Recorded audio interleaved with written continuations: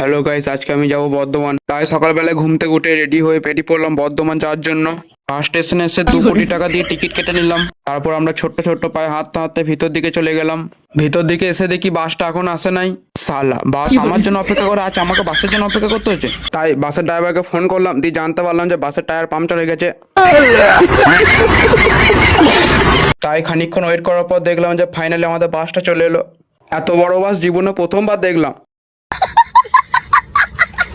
ট্রেনে উঠে গেলাম, তারপর এত সুন্দর ভিউ দেখলাম, জীবনে কোনোদিন দেখি নাই। তোমরা একবার ভিউটা দেখে নাও।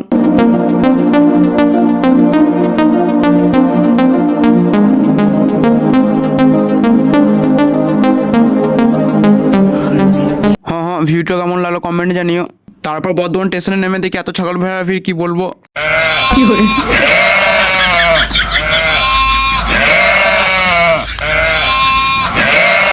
बड़ा हरामी हो बेटा।